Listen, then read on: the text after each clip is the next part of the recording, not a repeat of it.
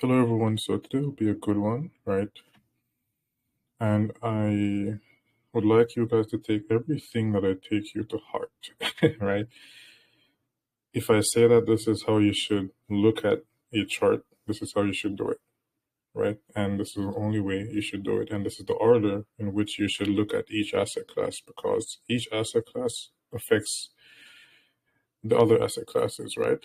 But there's a chain reaction within certain asset classes, such as the forex market, which occurs during the dollar index, the euro, and the pound, which will affect what the index futures markets do. Anyways, we'll start with the economic calendar. So tomorrow, right, Monday, you can see that we have the euro,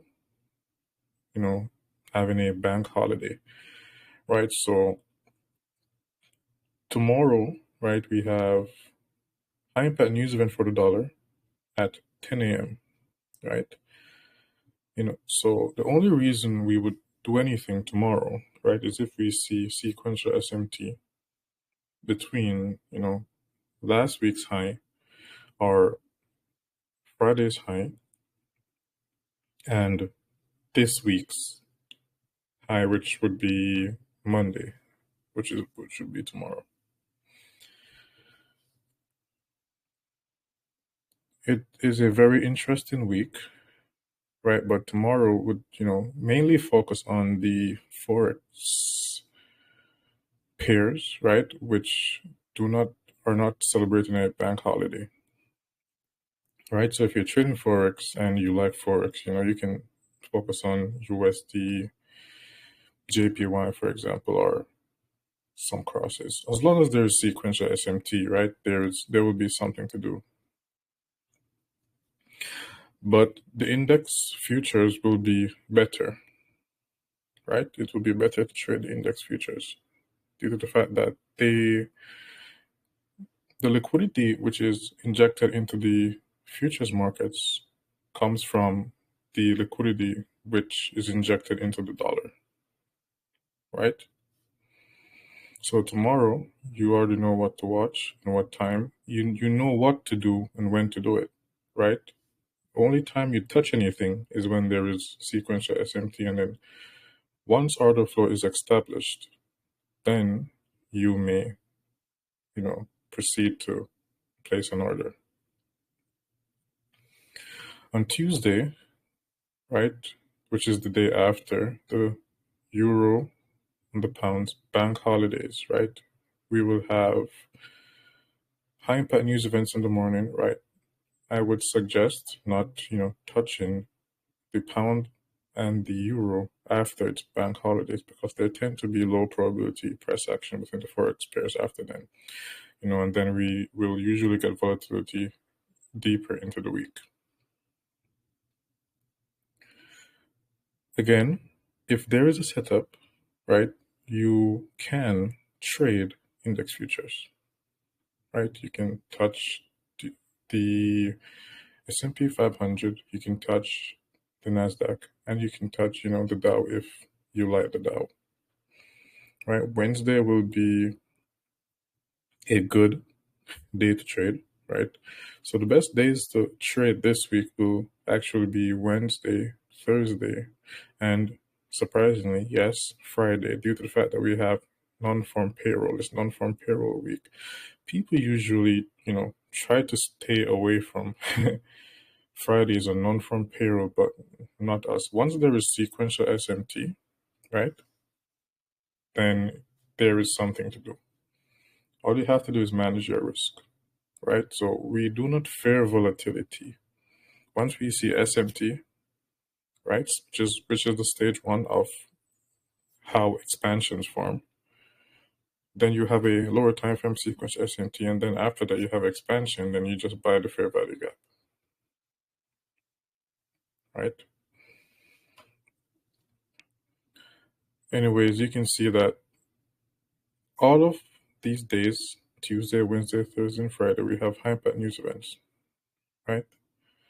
So even though, within pairs such as the Forex pairs, you will have expansion up, then expansion down, which would look like a choppy market conditions, right? It will look like choppy market conditions after the fact. But even if that happens, you can catch the low and then catch the high of the week, right? The low and the high of the week usually forms, right, with sequential SMT, right? That's when the low and the high of the week usually forms. Without that, there is normally no, expansion. No expansion. So you must wait for this thing to form. That is the base of everything. Before there is a fair value gap that is valid, you must wait for this specific thing that we always talk about, right? Okay, so looking at the US dollar, the euro, and the British pound. So whenever you're looking at the Forex market, this is how you need this layout in front of you, right? And personally, I use these layouts to just, see the charts. I have multiple monitors where I have each layout on, right? I use, the center screen for, fundamentals, which is literally just looking at Forex Factory, you know, sometimes watching the news, just looking what's happening, around the world, just keeping tabs, right? But, for technical analysis, you need to have these pairs, right, beside each other. You need to be able to compare them, right? For example, remember when we were here, we expected price to go higher. What was the main cause of that? The precision swing point, right? There's a precision swing point here, and there was a new week opening gap, whereas the formation of the precision swing point occurred. Right after that, we had expansion. We expected price to, retrace into this gap and then expand upwards, right? Blowing out this high and, going towards this high, which was the drawn liquidity. And we saw that happen, right? Another thing is, if you look here, right, for the US dollar, and this is very important, right? Here we had sequential SMT, right, before price fell, right? So sequential SMT, price dropped and cleared these lows. Why? The reason why you have price gravitate towards these lows or these highs over here is due to the fact that this was not caused by SMT, right? These, lows are not, cracked, right? There was no SMT here. So they will act as a magnet, right, for price, which is what we saw happen here. So we saw price break, right? And also there was a higher time frame sequential SMT here as well, right? Between this low and this low. We had the pound taking out this high, right? And due to the fact that, the US dollar couldn't get to these lows, right, which were the immediate lows before this one, that was extremely bullish for the dollar, right, after taking out these lows. And there was a new week opening gap right here. Right, for the dollar, you know that we expected price to fall. For the euro, we expected price to fall, did, right? So currently we are, basically just waiting for more information, right? We need to, we need time and day to collide. We need day of week and the week of month to collide as well, right? So we need to see a sequence of time, period with lows to allow us to determine a bias, right? And And coming off a, Easter weekend, this is pretty normal. We're just entering April, which is the second quarter of the year. So waiting for more information at this time is, pretty normal. Due to the fact that there is a lot of, engineered liquidity that will be, pushed into the market this week, price will, be clearer.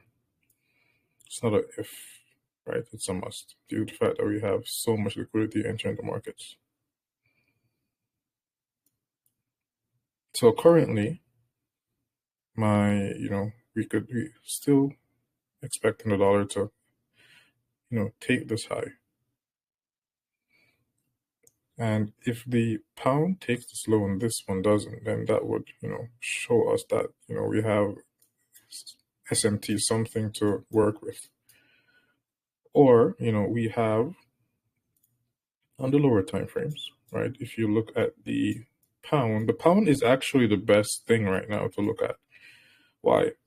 This is due to the fact that, right, unclear price action always leads to clear price action, right? So whenever we have price chopping around, that's actually good. That's when you sit back and you identify the high and the low and you wait for one to be breached. If it's breached and there is you already know what to look for, sequential SMT, then you have something to act upon, right?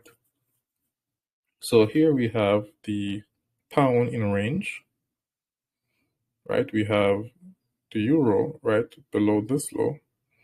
The pound failed to break below this low. And then here again, we have SMT.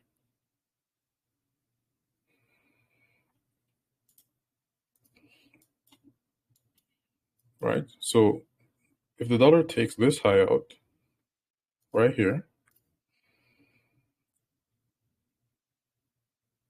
dollar takes this high out, and the pound, right, fails to take this low out, then we would definitely have something to do. I actually changed my my time, right, to the actual time zone that, the algorithm uses. Right, so this is UTC plus 2, but here I still have my, regular time zone, Eastern Standard Time. Actually, I didn't even realize that I still had this on. I didn't, this is what I just use personally. Like whenever I'm not talking about the charts, due to the fact that everyone is, used to using EST. So I actually should have not had this here, but you already know now, so it's okay. Anyways, you can see that it's 18 minutes past, right? So this is actually 12 a.m., right? UTC plus 2, which is actually, the beginning of Monday in this time zone. So Eastern Standard Time is 6 hours behind the actual time. Yeah, that alone is, mind blowing. Great. I've said this before though, but people just, don't listen. So yes, we will be waiting, right, to see this week's high, be projected over the previous week's high, right? So now we will be focusing on last week's data, right? Last week's low and last week's high. That's what we will be doing. So currently, again, right, we are within range bound price action for the British pound.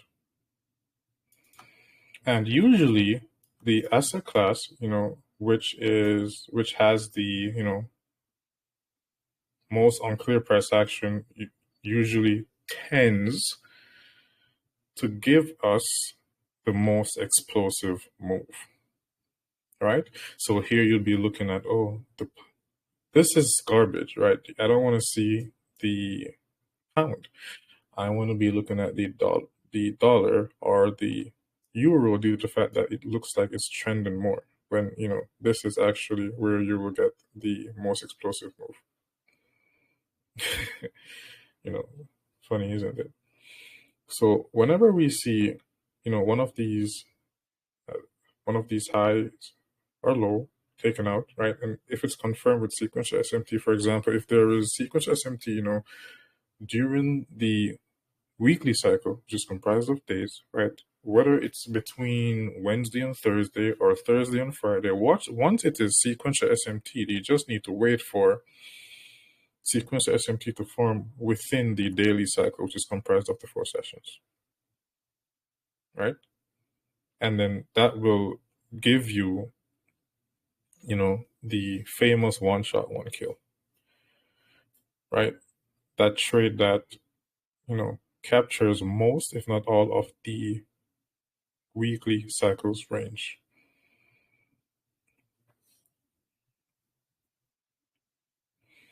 So yes, the best asset to look at right now in regards to the forex market is the pound, due to the fact that it is the most unclear, right? So it should expand more whenever it's ready to expand. Right here you can see, right, we're just within a tight range.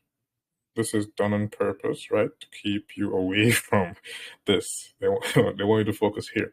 They don't want you to catch the expansive move. But whenever you see price like this is the the best time to sit and plan what to do. Right? If you ever see the euro doing this, the ES doing this, the Nasdaq doing this, that's good. That's good. Don't sit around and be like, oh no, like this is garbage price action. I hate this. No, you should love this, because this is a sign that expansion is coming. And after this sign, there's another sign. What is it? You already know it's stage 1, sequential SMT. Right? That's it. Looking at the, oh, there we have it. We already have sequence SMT here.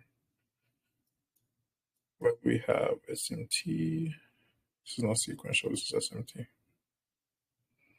Right here. So this week, for sure,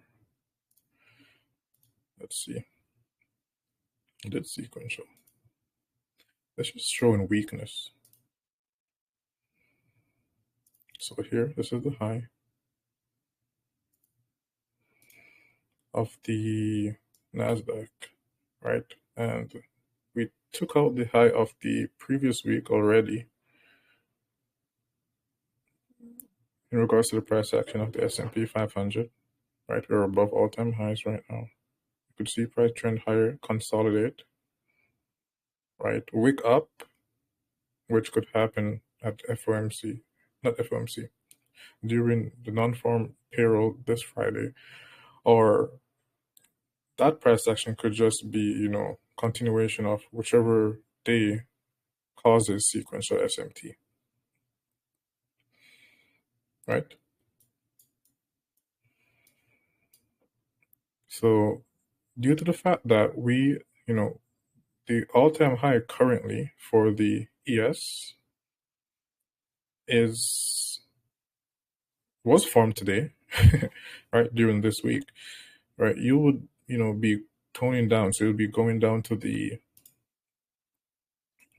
weekly cycle, right? And when you're looking at the weekly cycle, you need the 1 hour time frame, right? Weekly cycle, 1 hour time frame. That's how you do it. So on this candle, we took out last week's high immediately, right?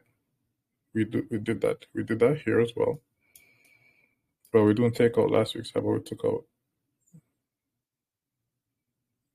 Thursday's high. Here, we took out Thursday's high as well. So once we see consolidation, that will be good, right? Currently, there's, nothing to do. You don't want to go in right now and, press a button. You can see we have relatively equal lows here, right? Here as well. And we have some relatively equal lows here as well. But we need volatility, right? Then we need that volatility to be confirmed by sequential SMT, which will give us, a reason to believe in a reversal.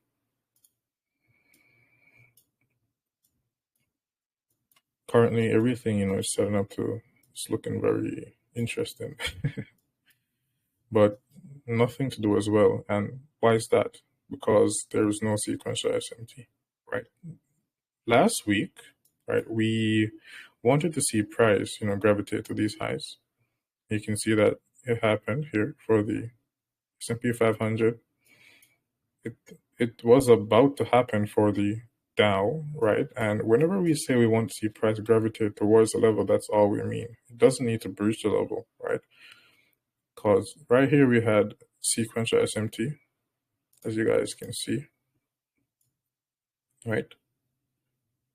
We had sequential SMT right here between Tuesday and Wednesday.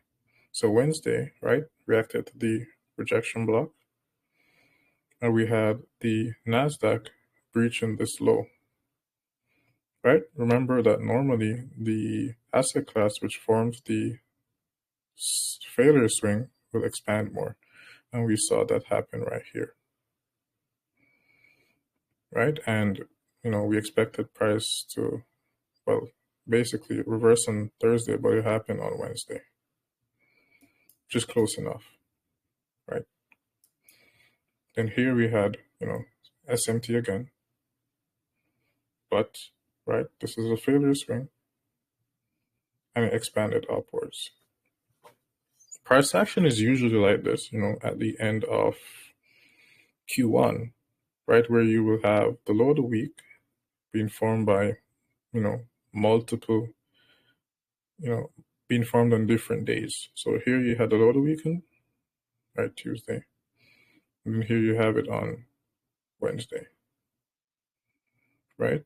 But here, right, the failure swing it did not reach the rejection block, which was another form of SMT due to the fact that it happened here. So last week, yes, it was difficult to navigate, this price action, but, we approached it with caution for a reason, right? And this is why sequential SMT helps you, because if there's no sequential SMT, you would not enter, right? You would not enter. And something else that you must understand, right? This is the weekly cycle. For a sequential SMT to be confirmed, right? And you don't know this yet, right?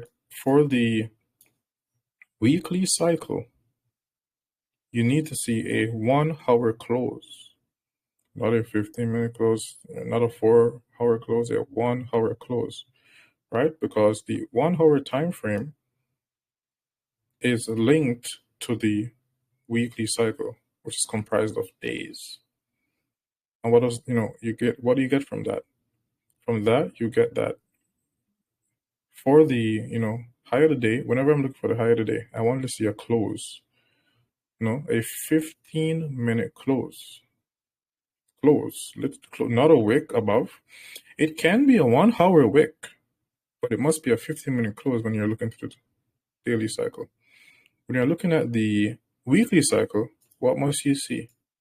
Not a 4-hour wick, right? This right here, it's not it. You want to go to the 1 hour time frame and look if you see a close. So if you're here, right, 4 hour time frame, you see a close here, then you see this close right here, right? Immediately, you begin to search for a lower time frame sequential SMT, and that's how you'll do it, right? This is very important, right? Even for 90-minute cycle sequential SMT, what do you look for? What would be, this would, be stage 3 actually, or it could be 4 depending on how much sequential SMTs you're waiting for your specific model, right? It's like a chain reaction. So you have sequential SMT, price closes here above this low, then it closes here, below this low, then price consolidates a bit, then it expands. And that's what happens, right? So let's go through again. Micro time frame, which close do you need? Which time frame close do you need above price action, above a high, if there is bearish sequential SMT, and vice versa for a bullish sequential SMT? You need a 1 minute close, 90-minute cycle, a 5-minute close, the daily cycle, which is comprised of 4 sessions, a 15-minute close. This will help you, right? Sometimes you'll just see price wick down, close here. Remember, wicks are gaps. That is why we're focusing on closes. The algorithm doesn't see the candles, it sees the closes, right? So to the algorithm, this is what, it would look like. And I'll try to see how good I can do this, right? Can I remove the candles? This is what it looks like, right? It sees the closes. So it doesn't see, candles. It doesn't see the wicks. It's just the closes that matters to it, right? So price close here, then it just closes here. That's what the algorithm recognizes as sequential SMT, during the specific times. Here, right, we have price closing here and here. The algorithm doesn't give a shit about wicks, right? It's the closes. You can see that here we had a higher close, here we had a lower close, right? You can see that here we had, price closing below this close right here. And it must be, listen, it must happen on specific time frames. And this is why it won't work for anyone, right? Because this is literally what the algorithm sees, right? If it's a weekly cycle sequential SMT, price closes here Wednesday, price closes here Wednesday, for example. Well, I'll just use what's in the chart. Okay, price closes here Tuesday, right? But closes higher on Wednesday. Okay, price closes here Tuesday, but closes lower on Wednesday. That is the cracking correlation between the closures. But it must be on a 1 hour time frame, because the 1 hour time frame is linked to the weekly time frame, not the 15-minute, not the 1 minute, right? You're looking for random 5-minute closers, below regards to the weekly cycle. It won't work. This is when it works, right? This is when it works. So this is what the algorithm sees, right? It doesn't see wicks. It doesn't care about wicks. Wicks are gaps. It just runs through wicks. Wicks are just, it's just manipulation. Even here, right? Even here, when we had SMT here, what happened? We closed below this close, but here we did not close below this one, right? And then what did we do at the beginning of this week? We expanded. But it must be a 1 hour close, right? If you look here, right, it must be a 1 hour close, because sometimes you look at, for example, right, this wouldn't be evident on the daily time frame. And at times it won't be evident on the 4 hour time frame, right? Such as, here where you had, price fail to close below here.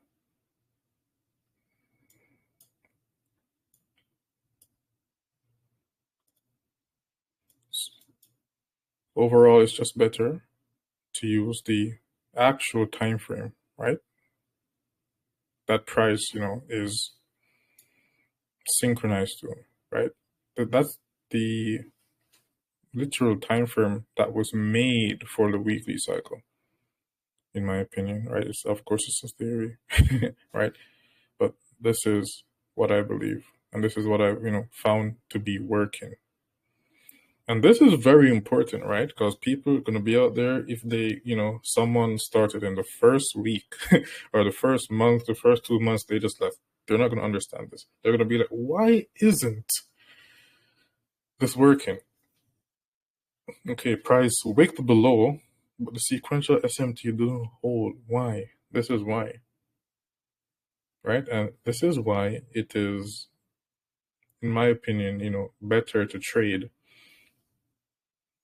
the weekly cycle and the daily cycle rather than trading the, micro cycles, right? First of all, the higher time frame cycle that, the sequential SMT occurs on, that's the most expansion that you will get, right? And also, whenever you have a closure, right, like this right here, and this is like just introducing you to, something that we will speak about as we go along, right? So here, right, this was the low of London. This closure was the low of New York. So right here, we had sequential SMT again, right, on Wednesday. So here, we had price taking this low out, right, and leaving this one. And this is why closures are important. And remember, we're using the 1 hour time frame, right? So even due to the fact that we had price close here, we could enter and put your stop here and not expect price to go below here. Why? Because there was already a closure here below this low, right? Why would you expect price to expand more here? Due to the fact that this is the failure swing, right? And it did not take out this low. Usually, right, whenever price is going to expand like this, you have sequential SMT occurring, right, which did occur, right? With this leg down, we had two, price legs, being, formed here and here, right? And due to the fact that the higher time frame sequential SMT already occurred, right? There are times when you will not need this to happen as long as there is a stop run right within a sequence. For example, New York taking out the London session. To be honest, I'm making this clear, but don't really want to make it clear because like some of you guys are thieves. Right? And you don't, no one ever heard about this before, right? Specific closures, specific time frames during specific cycles. It's all the time. So okay, so we need price to close here at this time on this specific time frame below this specific close. Basically, what are wicks? They're just distractions. Order blocks, they're just distractions. Breakers, they're just distractions. It's liquidity, opens, closes, closures, and gaps. That's all that matters. That's all that matters. All that matters. Right? Let me see if where do we go to change the symbol? I don't even remember. Go to change this thing.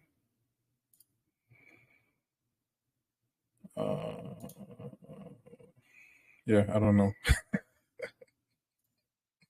I'm trying to like change it to what's it called again? The bar chart. Anyways, yeah, you get what I'm talking about. I'll figure it out some other time.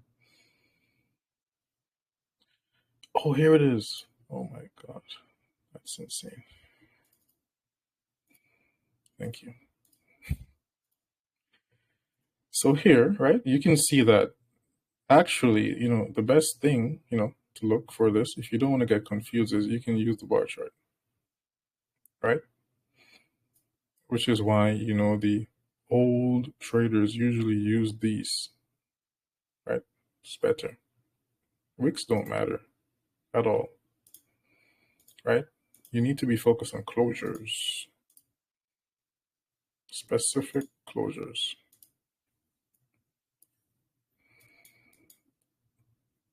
Here, right? You can see that we have equal lows here.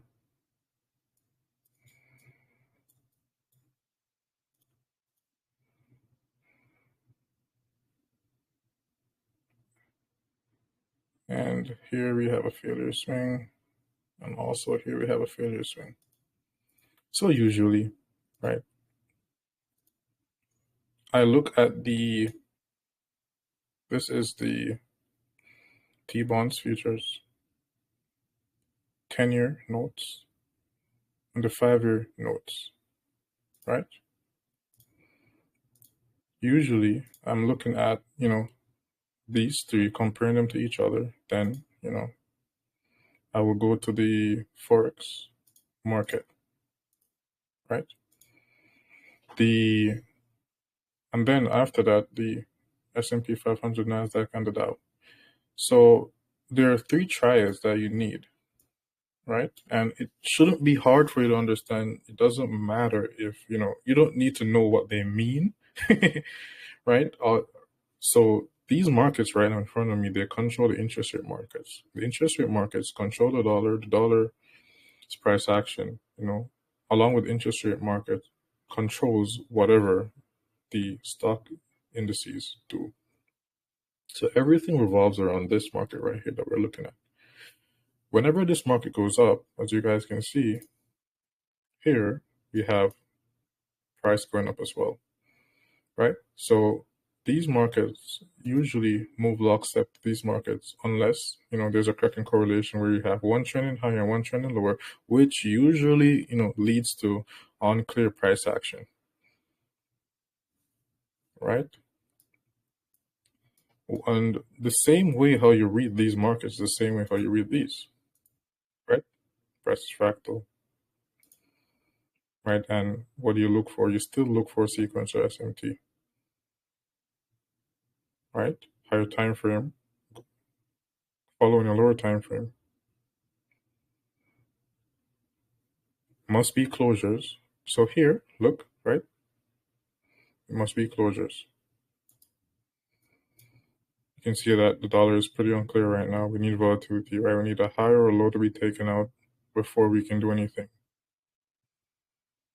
And the same thing goes for the stock indices. So I hope that you guys found something valuable from today. I hope that you learned something. This one was, well, they're getting pretty long, to be honest, right? At first, right, it was me trying to be more protective, but now it's like, okay, we're going into the 4th month, so it's time to just give the sauce. I don't care what happens.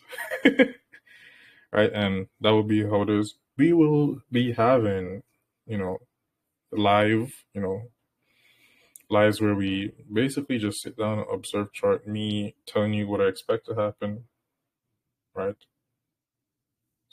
Sometimes, most of the times, we will be looking for sequential SMT forming, and I'll be choosing at least 1 or 2 days out of the week, the day which, should have the best price action.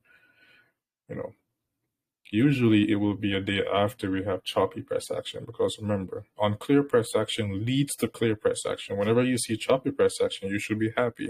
Whenever you see trending price action, like price just going up, up, up, up, up, that's when you will have your worst entries, right? So I hope that you found something useful from today. And I hope that you take in consideration of, what I said about the closures. They're very important. So make sure you wrote that down. Right, so sequential SMT. What confirms sequential SMT? What's the cheat code for a SQL SNT? Specific closures and specific time frames, right? That's it. Hope that you have a wonderful day. Good night.